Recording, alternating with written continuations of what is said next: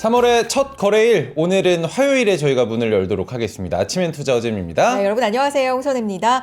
오늘 약간 월요일 같은 화요일 3월의 첫 거래일인데 네. 밖에는 눈이 와요. 날씨가 좀 애매합니다. 네, 그러게요.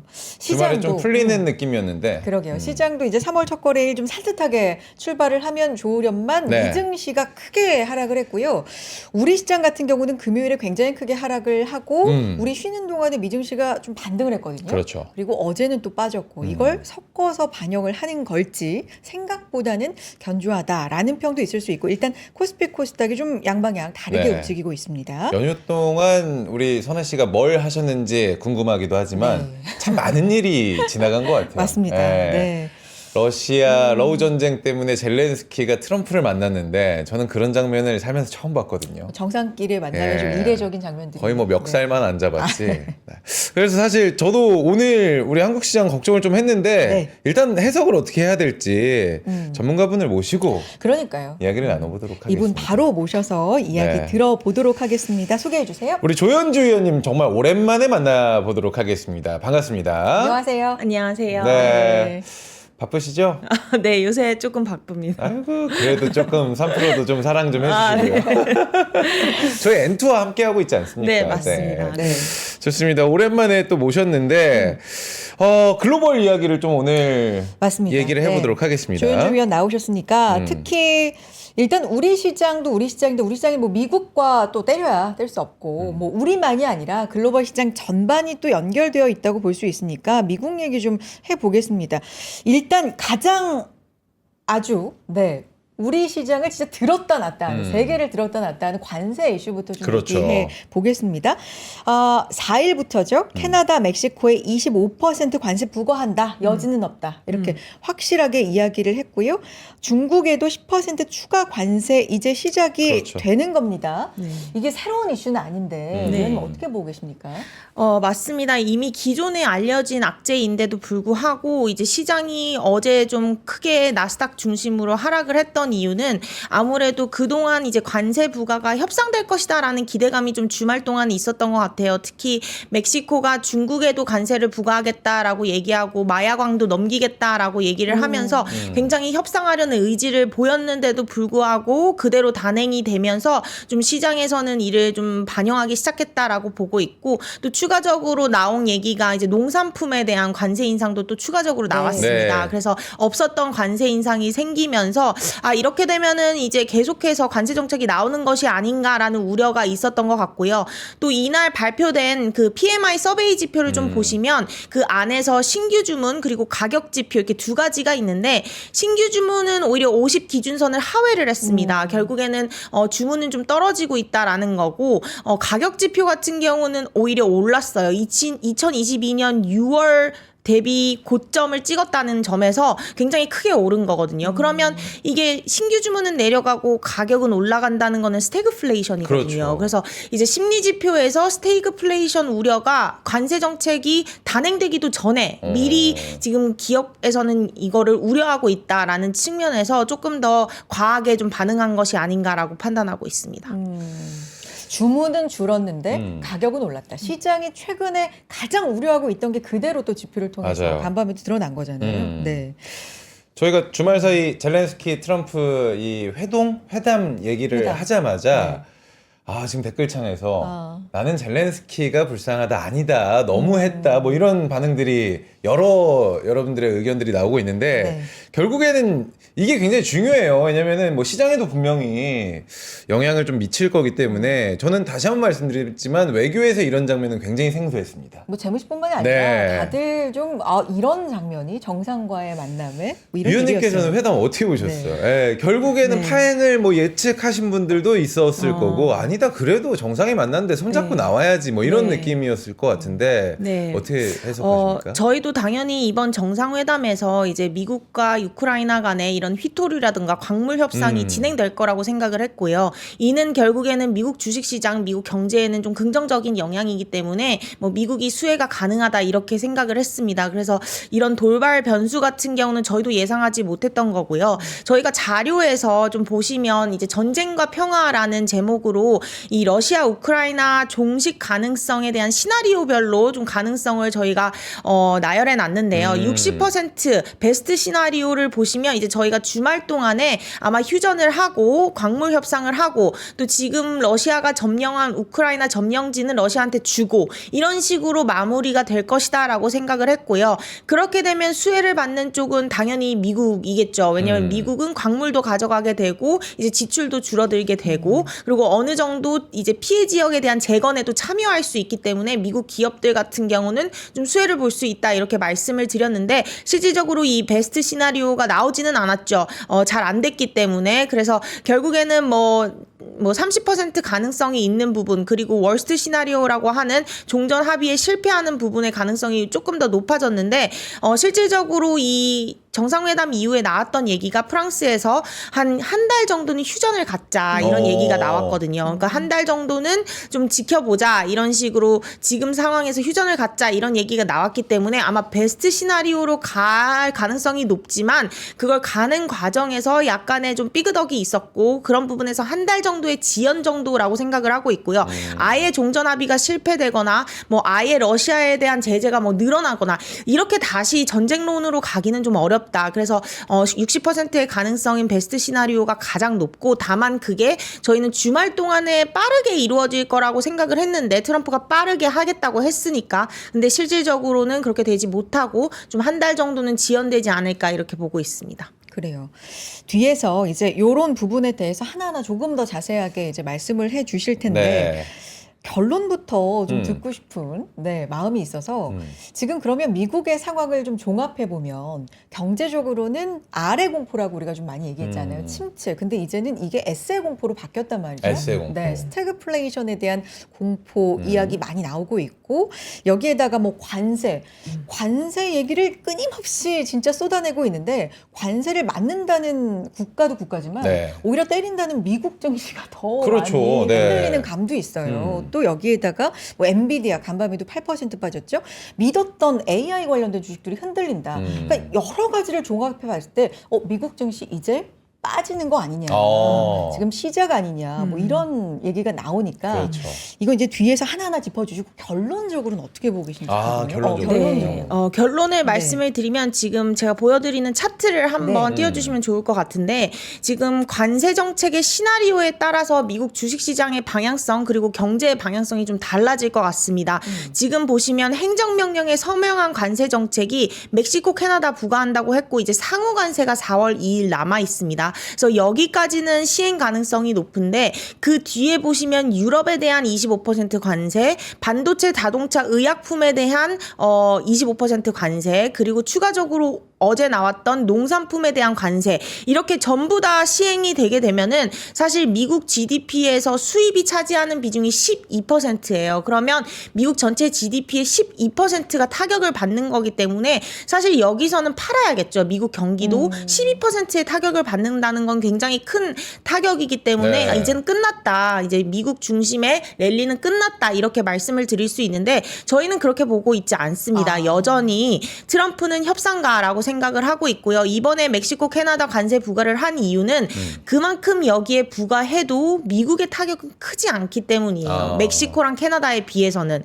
그렇기 때문에 이 정도까지는 가능하고 그 다음에 이제 예정이 된 게 다음 주에 있는 철강 알루미늄인데 보시면 정말 영향이 크지 않아요. 그래서 이 부분도 가능히 하고요. 그리고 마지막에 이제 상호 관세가 문제인데 여기서 조금 흔들릴 수 있습니다. 왜냐면 이 상호 관세 자체만으로 놓고 보면은 대부분이 FTA를 맺어놨기 때문에 관세가 그렇게 많지가 않아요. 그래서 영향이 크지 않은데 만약에 비관세 장벽을 한다라고 하면 유럽 같은 경우는 VAT라고 해서 비관세 세금이 22% 부과하고 있어요. 그리고 한국 같은 경우도 비관세 장벽이 BAT, Value Added Tax라고 해서 10% 저희 부가가치세 부과하고 있거든요. 그럼 만약에 이걸 그대로 관세로 간다 하면 한국에 10% 관세 부과하는 거고요.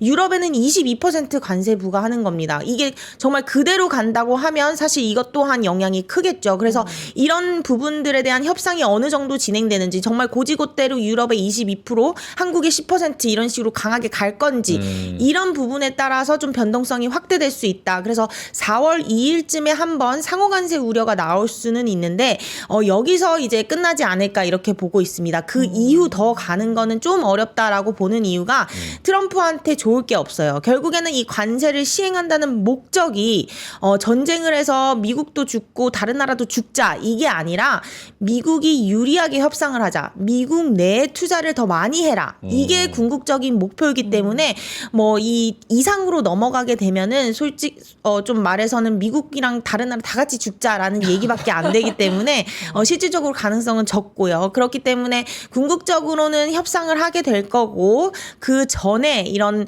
우려가 있기 때문에 노이즈는 발생할 수 있지만 그럴 때는 좀 매수하자 이렇게 말씀을 드리고 있습니다. 사실 저 장표만 봐도 우리나라가 가장 좀 걱정해야 되는 부분, 좀 염려하는 부분이 반도체, 자동차 이쪽일 것 같은데 우리가 뭐 딱히 대응을 어떻게 해야 되거나 뭐 이런 느낌은 있어요? 그쵸. 이제 한국 같은 경우는 제가 이 차트를 좀 보여드리고 싶은 이유가 제가 제일 걱정하는 건데 이제 차트가 3개가 있습니다. 이제 멕시코, 캐나다 25% 관세 부과 시 국가별 GDP 영향 보시면 세 번째 한국이 들어가 있죠. 그리고 두 번째 EU에 대한 만약에 25% 관세를 부과하면 당연히 EU 영향을 받겠지만 세 번째 한국이 GDP 영향 세 번째로 많이 받습니다. 그리고 마지막으로 상호 관세를 부과했을 때를 이제 전망을 보면 세 번째 또 한국이 들어있죠. 왜 이렇게 한국은 어디를 때려도 미국이 관세만 부과하면 좀 높은 쪽에 국가별 GDP 영향에서 타격을 많이 받는 걸로 나오게 되는지에 좀 궁금하실 텐데 그 이유는 한국 GDP에서 이제 수출이 차지하는 비중이 굉장히 높고 또 그 수출 중에서 미국이 차지하는 비중, 유럽이 차지하는 비중, 중국, 멕시코, 캐나다까지 하면 거의 뭐 80%라고 보시면 돼요.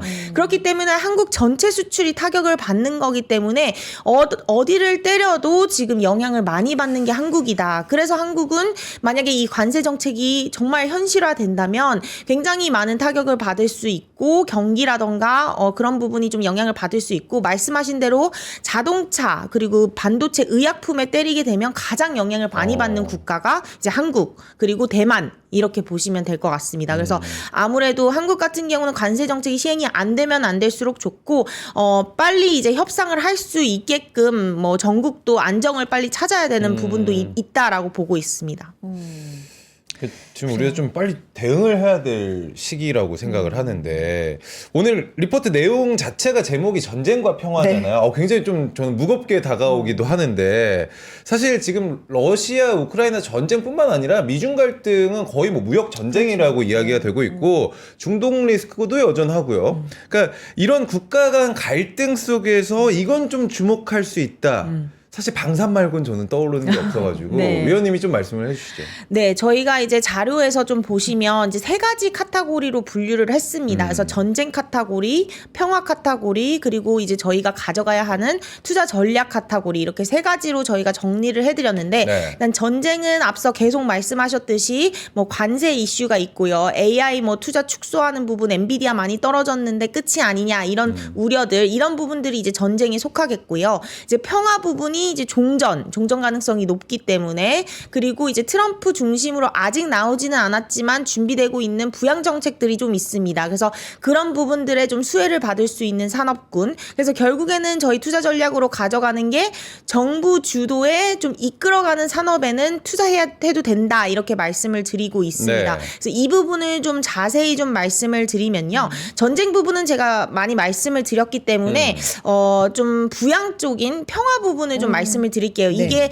직접적으로 저희가 가져가야 하는 투자 전략과 연결이 되어 있기 때문에 일단 평화 부분에서 이제 가장 가능성이 높고 추가적으로 나올 부분이 2가지가 있습니다. 이제 첫 번째가 친기업 정책이라고 하죠. 이제 트럼프가 계속해서 감세 얘기도 하고 규제 완화 얘기도 하면서 친기업 정책을 얘기를 하고 있는데 FTC라고 해서 이제 연방거래위원회의 수장을 바꿨습니다. 이게 왜 이렇게 의미가 있냐면 FTC는 FTC는 전형적으로 기업들을 규제하고 감시하고 평가하는 그런 기관입니다. 근데 이런 기관에도 이제 앤드류 퍼거슨이라는 굉장히 친기업 성향의 수장을 앉혔다는 거는 기업을 감시하고 규제할 마음이 없다는 겁니다. 그래서 본인도 스스로 친혁신적인 FTC를 만들겠다라고 얘기를 해요. FTC는 원래 그런 용도가 아닌데도 불구하고 거래를 감시해야 되는데 그렇기 때문에 M&A 딜이라든가 뭐 기업 상장이라든가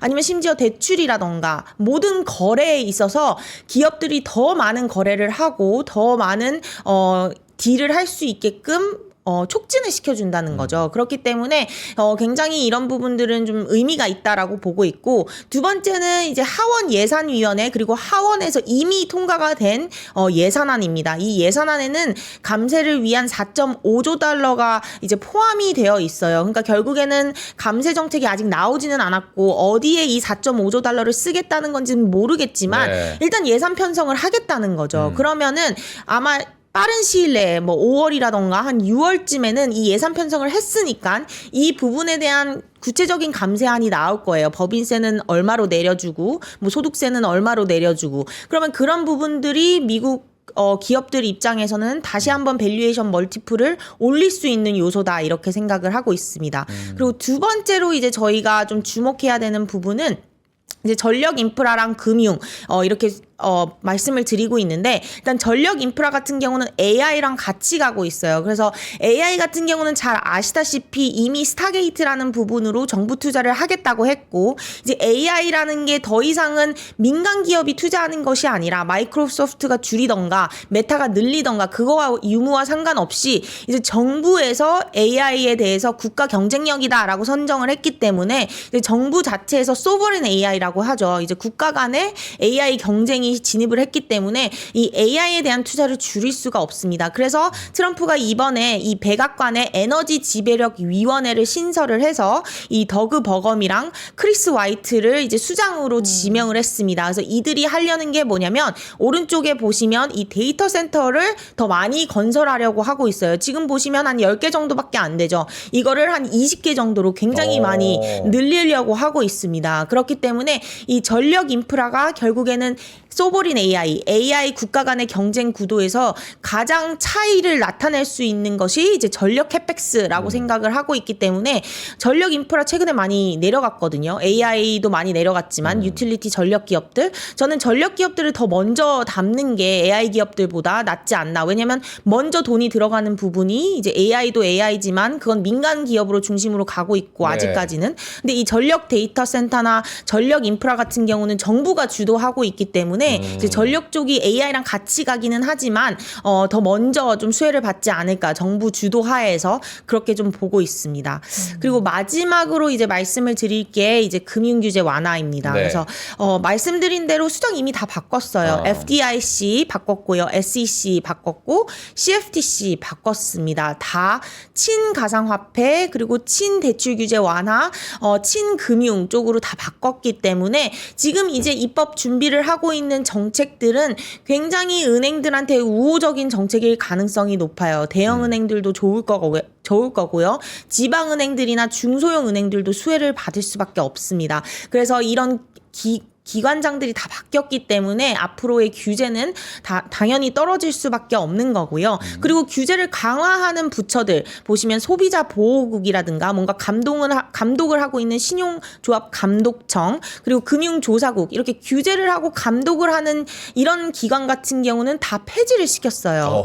그렇기 때문에 더 이상 이제 감독을 하고 뭐 조사를 한 곳이 없는 거죠. 그래서 아마 이게 곧 이것도 한 5월, 6월 여름쯤에는 나오지 않을까라고 생각을 하고 있는데 아마 대부분이 이제 은행들이 대출도 많이 풀어줄 거고 중소형 기업들이나 뭐 자영업자들이 좀 수혜를 받을 수 있겠죠. 대출을 많이 풀어주니까. 그래서 이런 부분들 뭐 핀테크 같은 경우에도 좀 더 수혜를 받을 수 있다. 이렇게 좀 생각하고 있습니다. 네. 전반적으로 관세, 감세, 그렇죠. 규제 완화 이게 이제 큰 그림이라면 지금까지 이제 취임해서 지금까지 시장은 관세 영향을 사실은 제일 많이 받고 있는 거잖아요. 그럼 나머지 영향은 이제 시차를 두고 반영을 하는 건가요? 그러니까 지금까지는 약간 악재로만 좀 받아들이는 것 같은데. 네, 어떻게 봐야 돼요? 맞습니다. 저희가 생각했을 때 원래는 트럼프 1기 때는 감세를 먼저 시행하고 그 다음에 관세를 시행했어요. 그래서 네. 2017년에 오히려 감세 기대감으로 올랐다가 2018년부터 이제 주가가 많이 떨어졌거든요. 근데 이번에는 오히려 관세를 먼저 하고 감세는 좀 미뤄지고 있어요. 그 이유가 뭐냐면 그때 1기 때는 이제 트럼프가 힘이 없었기 때문에 대부분의 공화당 왼쪽 보수파들은 관세를 별로 좋아하지 않아요. 작은 정부기 때문에. 네.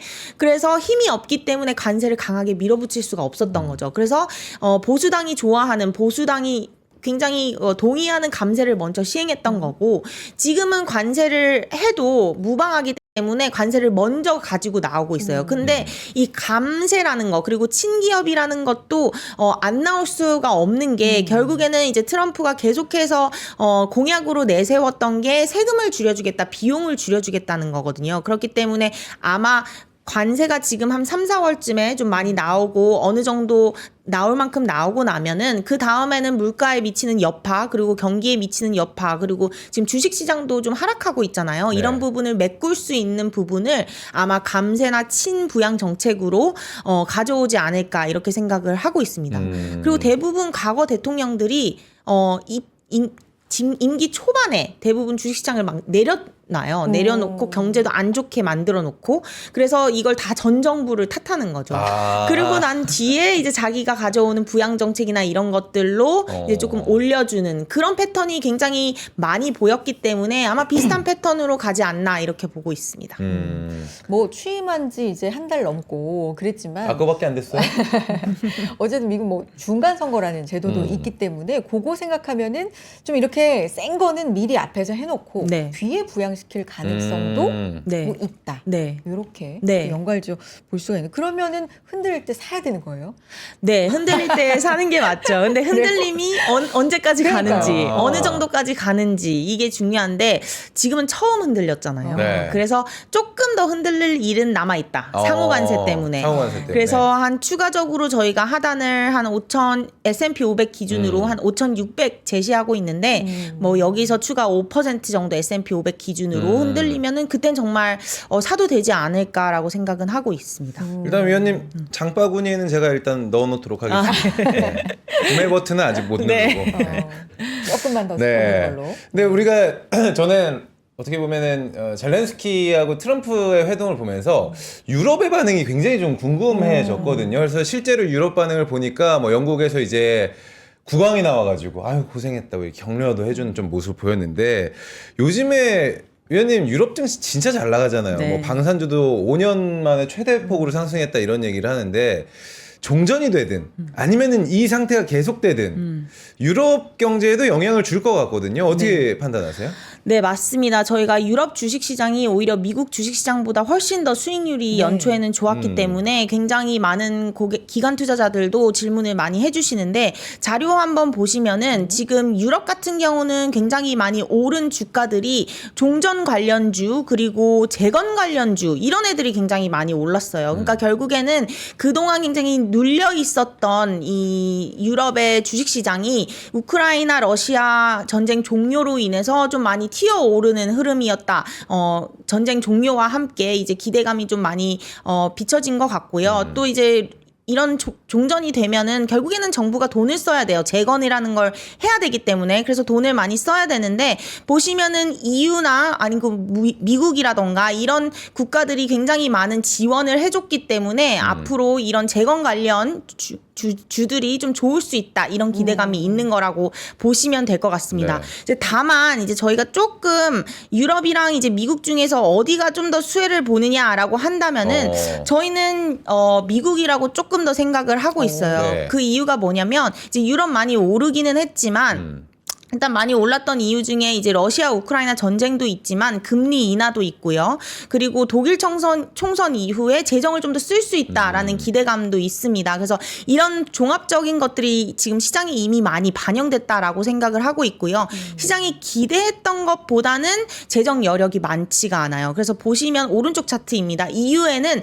재정 준칙이 있어요. 미국에는 부채 한도가 있어서 부채를 그 이상 올릴 수가 없다면 EU 같은 경우는 재정 준칙이 있어서 이 이상은 재정을 쓸 수가 없습니다. 근데 보시면 지금 재정 준칙만큼 거의 다 재정을 썼고요. 이거를 완화시켜주면 더 쓸 수 있어요. 근데 최근에 보수당이 이제 조금 많이 의석을 확보하면서 아마 네. 이게 좀 더 좋아질 거예요. 재정 준칙이 좀 더 확대될 거예요. 그러면은 아마 좀 더 쓸 수 있겠죠. 근데 그런 부분들을 어느 정도 반영은 했다라고 생각을 하고 있고, 이게 만약에 올라가더라도 그렇게 크게 올라갈 여력은 없기 때문에 저희는 지금 상황에서 많이 올라온 유럽을 산다기보다는 오히려 좀 많이 떨어지면 미국을 사는 게 좀 긴 그림으로 놓고 봤을 때는 유럽은 상고하죠. 오히려 미국은 상저하고가 아닐까 이렇게 보고 있습니다.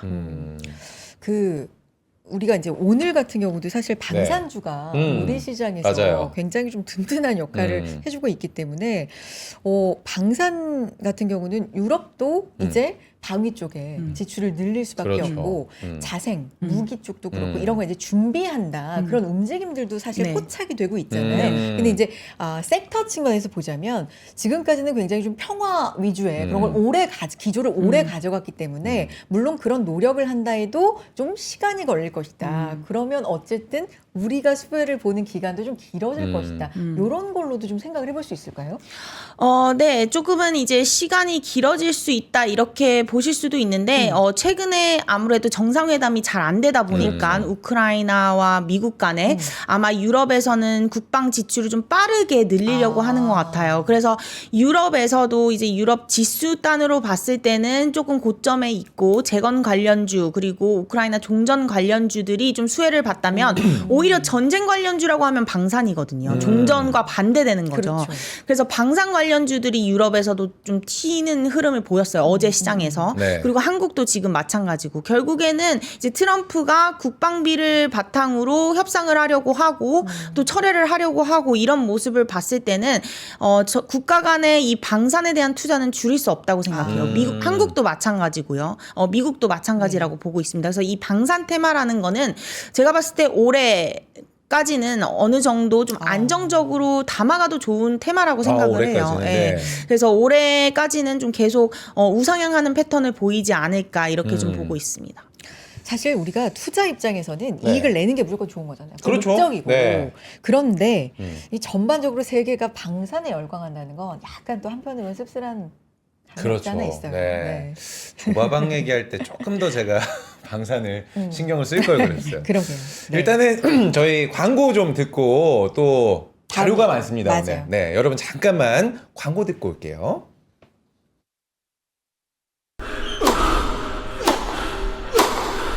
멋있다. 부러운가? 14만 1211번의 스윙과 68개월 27일의 투자로 만들어진 자세다. 나의 테니스도 나의 자산도 투자로 키운다. 나는 투자한다. 나는 성장한다. NH투자증권. 와, 멋있다. 부러운가? 기본기 연습과 스트로크 훈련에 1532시간을 투자해 갖게 된 리듬이다. 나의 드럼도 나의 자산도 투자로 키운다. 나는 투자한다. 나는 성장한다. NH투자증권. 네, 아침엔 투자 함께하고 계시고요. 오늘 네. NH투자증권 투자전략본부 조현주 위원과 글로벌 시장에 대한 이야기 나눠보고 있습니다. 뭔가 좀 속이 좀 시원해지는 맞아요. 것 같아요. 그래도 네. 조 의원님 나오시면 좀 네. 명확하게 얘기를 해주시니까 계속 제가 지금 플러팅을 보내고 있는 거거든요. 그래요? 네, 자주 좀 와달라. 자주 나와주시고요. 네. 미증시 얘기를 이제 하면 이 얘기를 빼놓을 수가 없어요. 뭐 사실 미증시를 떠받쳤다고 해도 네. 지금까지 과언이 아닌 AI가 흔들리니까 이건 너무 불안하다. 엔비디아 8%, 연일 4%, 8%. 이거 너무 불안한데. 그렇죠. 끝난 거 네. 아니야? 그러니까 엔비디아를 필두로 해서. 네. 이거 어떻게 봐야 돼요? 위원님?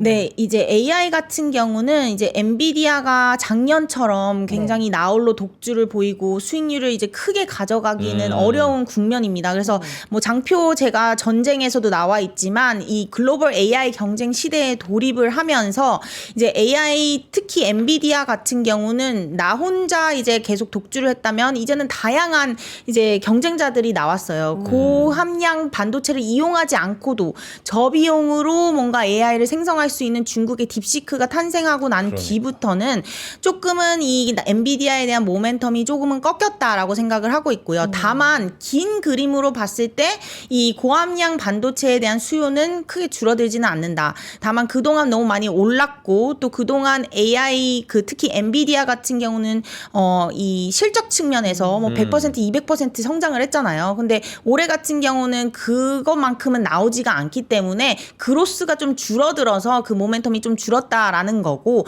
추세적으로는 크게 바뀌지는 않는다라고 생각을 하고 있습니다.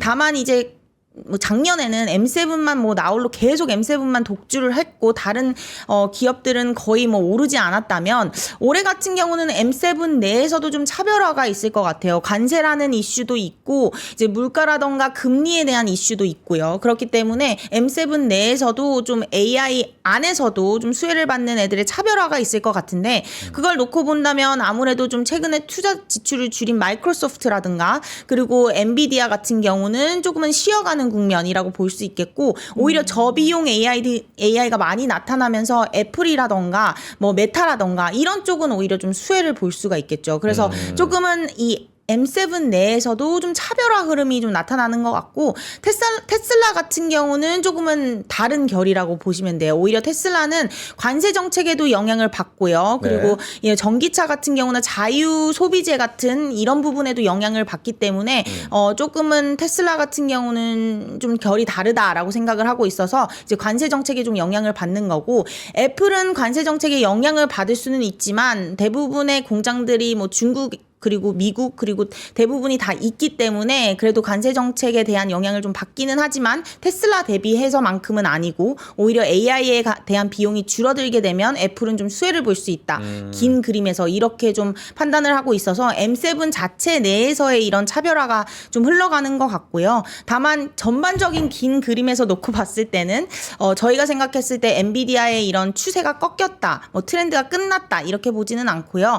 작년만큼의 수익률을 가져가기는 어렵다. 이 정도로 보시면 될 것 같습니다. 근데 이게 악재가 불거졌을 때, 그러니까 네. 시장이 모두가 생각하는 악재가 불거졌을 때도 그냥 가볍게 넘어가거나 오히려 무시하는 때가 있는가 하면 조그만 거에도 굉장히 크게 반응이, 네. 하는 때가 있잖아요. 이 모든 거에는 이제 밸류, 비싸냐, 싸냐가 이제 바탕이 되게 마련인데 AI 같은 경우는 작년부터 고점이다. 이미 너무 비싸다. 뭐 그렇죠. 이런 게 있었는데 이게 네. 본격적으로 이제 이런 거에 좀 반응을 하는 게 아닌가. 끝났다라기보다는 가격적인 것에 좀 부담을 느끼는 거 아닌가. 이런 건 어떻게 봐야 돼요? 네, 지금 보시면 뉴욕 증시가 계속 조정을 받고 네. 있는데 오히려 S&P 500이나 다우 지수는 2% 이상 빠지지 않아요. 하루에. 그리고 고점 대비해서도 S&P 500 기준으로 한 마이너스 4.7 정도 지금 빠졌고요. 나스닥 같은 경우는 마이너스 9% 빠졌습니다. 그 의미는 뭐냐면 나스닥이 너무 비쌌다는 거죠. 네. 그러니까 결국에는 관세 정책을 시행하고 경기가 안 좋아지면 다우나 S&P가 많이 빠져야 돼요. 근데 나스닥이 오히려 더 많이 빠진다는 거. 이 AI는 사실 경제와 무관한 성장주거든요. 구조적 성장주에도 불구하고 이런 애들이 많이 빠졌다는 거는 결국엔 너무 비쌌다라고 생각을 해요. 그래서 어느 정도의 밸류에이션 조정이라고 생각을 하고 있고요. 이게 좀 과도하게 조정이 되고 실제 펀더멘털 대비해서 너무 저렴하다라고 생각이 들면 당연히 오를 수밖에 없는 거고요.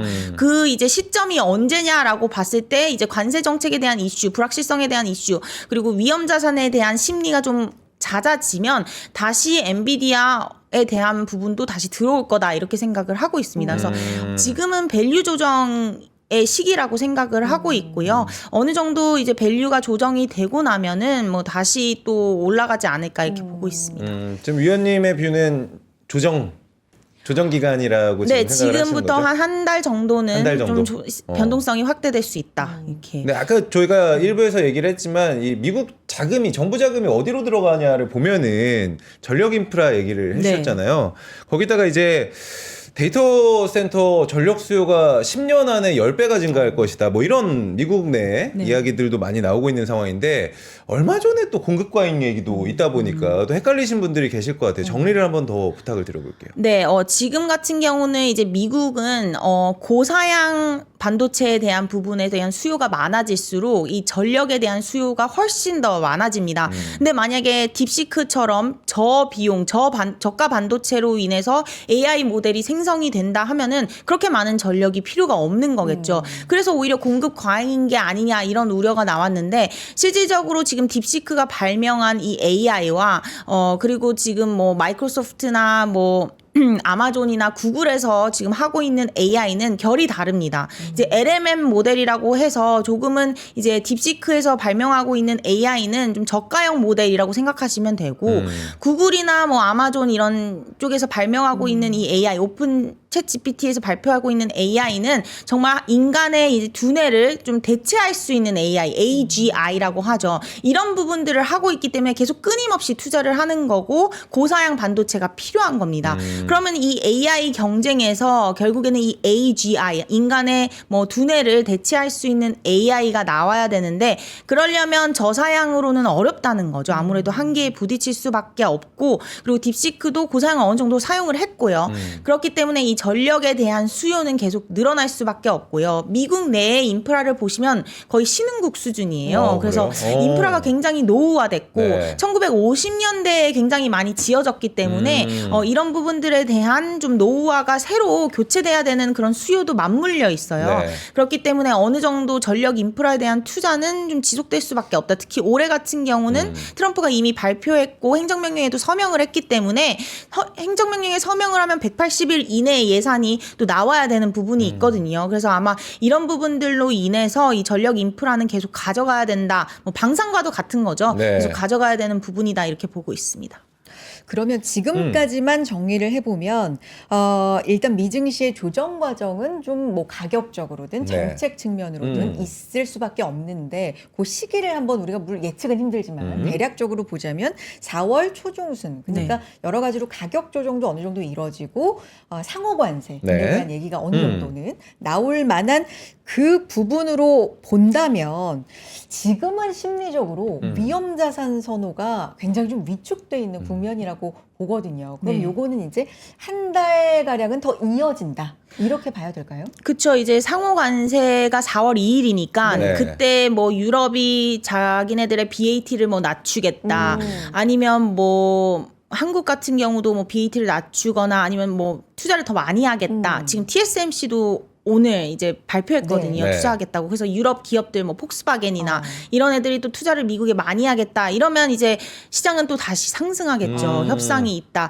근데 또 여기서 오히려 반대로 뭐 캐나다 갑자기 보복 관세하고 네. 중국이 또 보복 관세를 하고 이렇게 되면 또 무역 전쟁으로 치닫는 것이 아니냐 하면서 또 내려가겠죠. 그럼 결국에는 어떤 뉴스가 나오느냐에 따라서 시장이 막 움직일 거기 때문에 그렇죠. 이거를 저희가 팔로우하기가 너무 어렵다는 맞아요. 거죠. 네. 그래서 지금은 조금 차익 실현을 해두던가 아니면 조금 관망을 하다가 좀 많이 떨어지거나 아니면 뭐 생각보다 안 떨어졌으면 분할 매수를 하면서 이제 조금 가져가자 이렇게 말씀을 드리는 거다라고 보시면 될 것 같고 그 시점을 말씀하신 대로 한 길게 봐도 4월 중순 그 이후에는 왜냐면 지금 감세 정책을 이미 만들고 있고 규제 완화 법안도 지금 이미 하고 있잖아요. 그렇기 때문에 그런 내용들이 아마 의회에 상정되는 시기가 아마 5월, 6월일 거예요. 7월은 휴회기 때문에 네. 아마 방학 가기 전에 이걸 상정시키려고 할 거라서 아마 이런 내용들이 뉴스에는 좀 더 빨리 나오지 않을까 이렇게 보고 있습니다.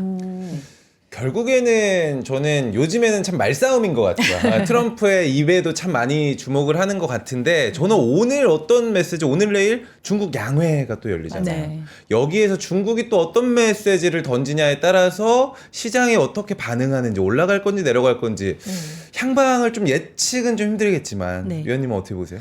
네, 중국 같은 경우는 저희가 이제 미국이랑 마찬가지로 탑픽 국가로 이제 선정을 하고 있는데 그 이유가 뭐냐면 물론 미중 관세 부과 정책이 일어나고 있지만 코로나19 이후에 이제 중국 GDP에서 미국 수입이 차지하는 비중이 매우 적어요. 네. 2%도 안 되거든요.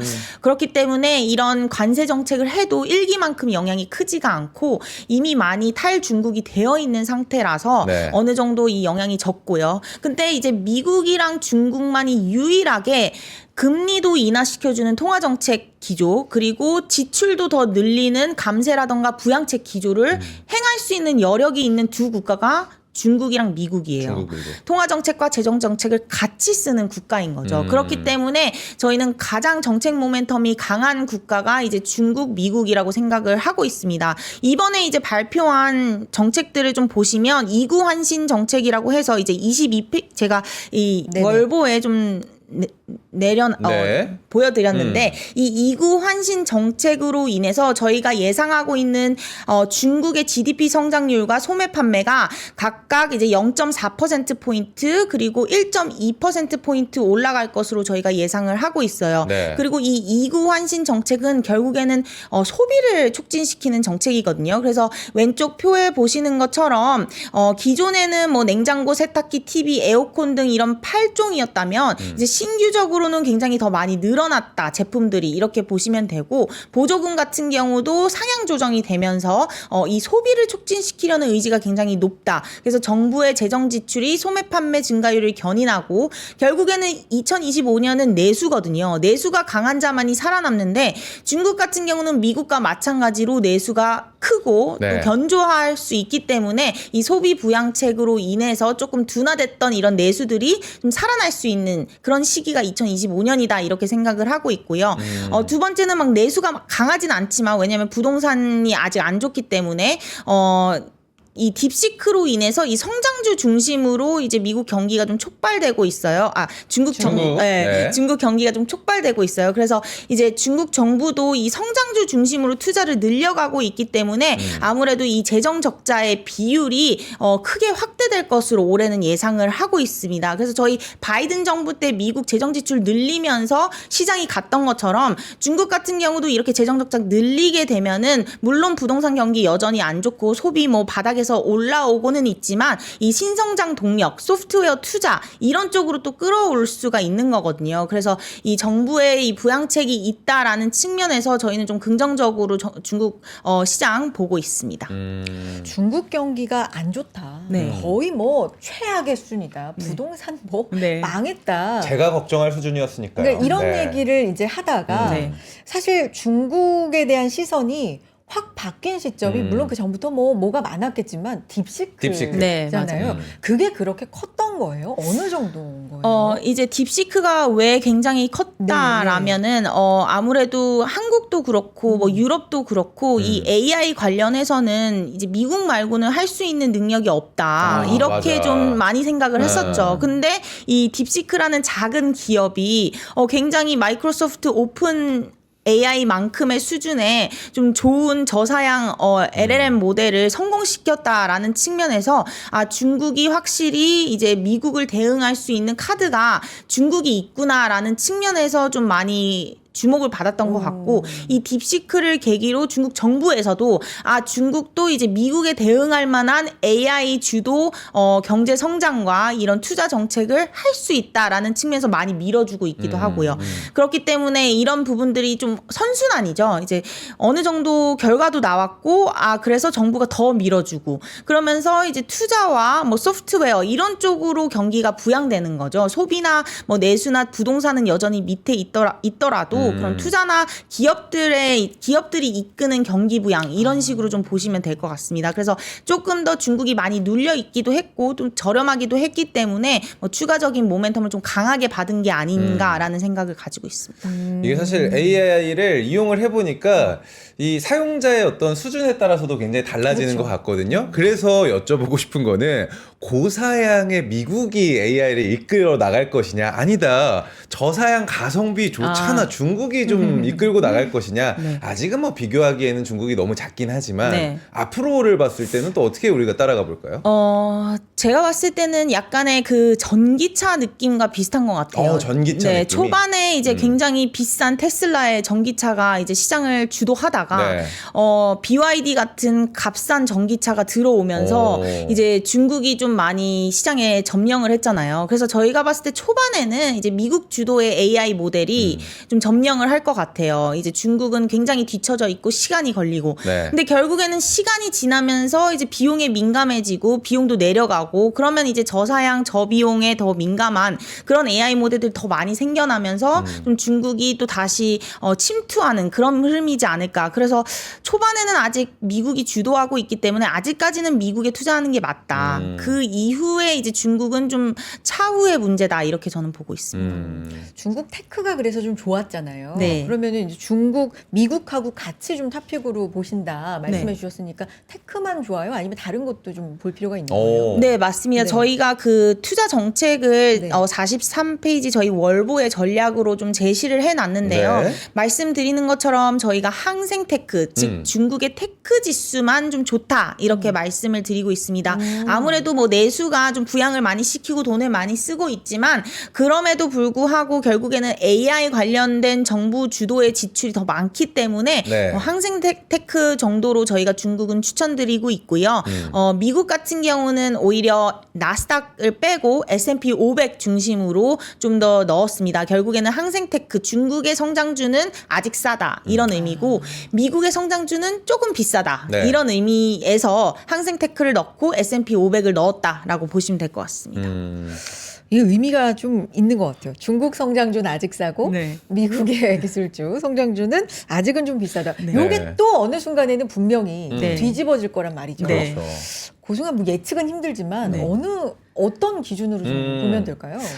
저희가 생각했을 때 올해 놓고 봤을 때는 좀 상반기까지는 뭐 항생테크가 우위를 달릴 것 같고 그 다음에 이제 미국 나스닥 같은 경우는 추가적인 부양책들이나 네. 아니면은 금융규제 완화 정책이나 이런 것들이 나와야 멀티플을 여기서 더 확대시킬 수 있지 않을까. 왜냐면 실적이 더 좋아지는 거기 때문에 지금의 예상하는 실적보다 더 크게 개선이 될 거기 때문에 그때쯤 뭔가 현실화가 돼야지 나스닥은 좀 올라오지 않을까라고 보고 있습니다.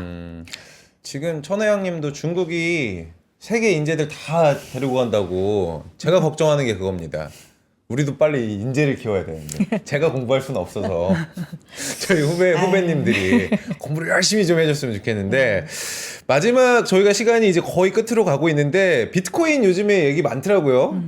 작년까지만 해도 막 사상 최고치 하다가 요즘에 조정을 많이 받는지 아니면은 뭐 발언 때문인지 네. 그래도 트럼프가 나 비트코인 가상 어떤 이 자산의 대통령이 될 거야 이런 발언까지 했잖아요. 네, 맞습니다. 요즘 상황 좀 알려주시죠. 네, 비트코인이 이제 최근에 경기랑 그리고 관세 정책 그리고 시장에 대한 위험 자산 투자 심리 흔들리면서 내려갔다가 주말에 이제 트럼프가 비트코인을 전략 비축 자산으로 네. 선정하겠다라고 얘기하면서 확 올라왔었죠. 그렇죠. 네. 그러고 난 뒤에 다시 이제 관세 때리고 시장 내려가고 이러니까 또 다시 비트코인이 좀 하락을 하는 모습입니다. 결국에는 비트코인도 이 위험 자산 투자 심리와 같이 흔들리는 모습인데 저희는 전반적으로 이 비트코인을 전략 비축류로도 비축 자산으로도 들어오고 또 지금 트럼프가 하고자 하는 게 이제 국부 펀드라고 해서 국부 펀드를 설립해서 여기에 이제 비트코인을 투자하겠다고 하고 그리고 이 비트코인에만 모여 있는 이 현금 자산이라든가 코인 시장에만 몰려 있는 이 자산을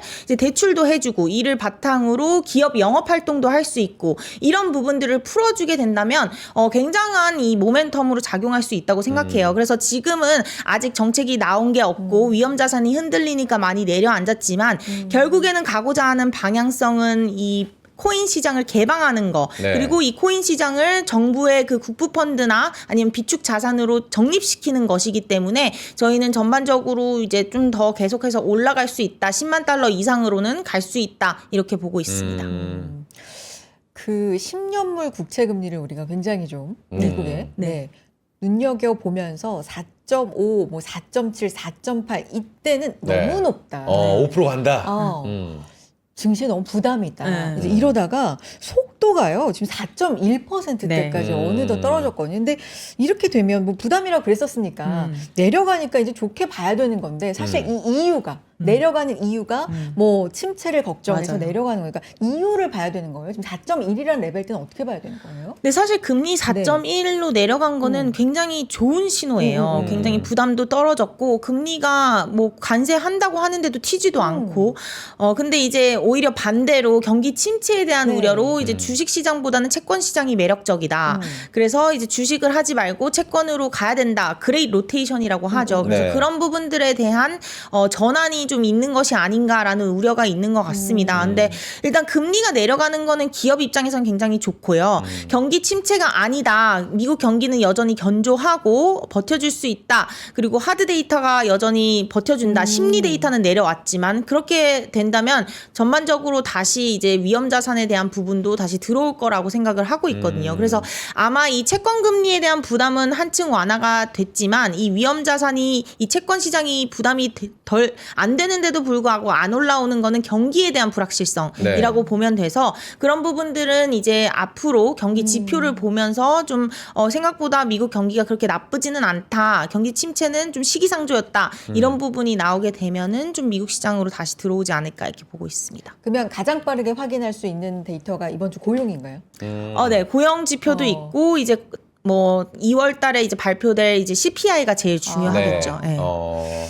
그러니까 지금까지 나온 건 대체로 심리 지표. 거, 네. 뭐 설문조사, 네. 앞으로 어떻게 될 것인가에 대한 뭐 그런 거였다면 이제 실제 네. 지표가 좀 중요할 것 네. 같다. 네. 라는 말씀이시네요. 이것마저 무너지면 진짜로 큰일 나는 건가요? 네, 이게 이제 무너질 가능성은 적지 않을까, 네, 이렇게 보고 있습니다. 야, 오늘 뭐 관세 얘기부터 시작을 해가지고 AI, 가상자산까지 확실히 조 의원님 나오시면은 네. 제가 궁금했던 것들을 다 물어볼 수가 있어서 네. 네, 너무 행복하고요. 잠깐만. 맞아요. 네. 잠깐만 오늘 혹시 못 다 하신 부분이 아, 있잖아요. 맞아. 워낙 자료가 많아서. 그러니까 왜냐면 이걸 다 다룰 수가 없어서 네. 이것만큼은 좀 말씀해주고 싶다 하는 거 있으실까요? 거의 대부분 네네. 다룬 것 같은데요. 네. 아무래도 이제 가장 궁금하신 부분이 AI주 지금 담아도 되냐 뭐 맞아요. 이런 네. 질문일 것 어. 같은데 네, 이런 부분들 저희 여전히 좀 좋게 보고 있기 때문에 미국 주식시장 같은 경우는 분할 매수 좀 추천을 드리고 있고 또 한국도 잘 버티고 있잖아요. 그렇기 때문에 아마 뭐 협상가의 기질이 또 나올 수 있어서 좀 과도하게 우려하지 않아도 된다 이렇게 좀 말씀을 마지막에 드리고 싶습니다. 알겠습니다. 좋습니다. 3월 전략, 또 글로벌 전략을 우리 위원님과 함께 이야기를 했는데 3월 전략 했다고 뭐 4월에 나오시면 안 됩니다. 3월에 한 번 더 인사를 드리는 걸로. 아유, 노력하시네. 진짜. 오늘 많이 노력한다니까 진짜. 내가 웬만하면 이런 얘기 안 하는데. 자주 모시고 싶어요. 조 의원님 네. 감사합니다. 늘 제가 스케줄 체크해 보도록 하겠습니다. 그러니까요. 네. 오늘 감사합니다. 조현주 의원님 고맙습니다. 네. 감사합니다. 자, 현재 시장 한번 체크해 보겠습니다. 네. 우리 시장이 이제 비교적 오랜만에 열리잖아요. 그래서 그동안의 미국 시장, 뭐 글로벌 시장을 좀 반영하면서 하루는 반등했고, 네. 하루 간밤에는 또 크게 빠졌기 때문에 그걸 좀 골고루 반영하면서 코스피 약보합권, 보합권이고요. 네. 코스닥은 1%대 하락해주고 있는 상황입니다. 오늘 단연 방산주, 뭐 일부 또 조선주, 조방. 이런 거 조방. 해서, 우리가 뭐 조방변이라고도 하고 조바방이라고도 했는데 중간에 하나씩은 조금 이제 바이오 잠깐 빠져 있어. 변동이 네. 있지만 조와 방은 그래도 좀 굳건한 모습입니다. 근데 몰라요. 또 코스피가 지금 계속 보합권에서 왔다 갔다 하고 있는데 오후 들어서 또 힘을 내줄 수 있을 거라고 또 기대를 해보고요. 오늘 저희는 또 인사를 드리고 내일 해외로 떠나보죠? 맞아요. 수상한 네. 해외 주식 만나러 떠나보도록 하겠습니다. 내일 한동혁 부장님과 또 함께 하겠습니다. 아침에 투자 여기까지입니다. 내일 인사드릴게요. 고맙습니다. 고맙습니다.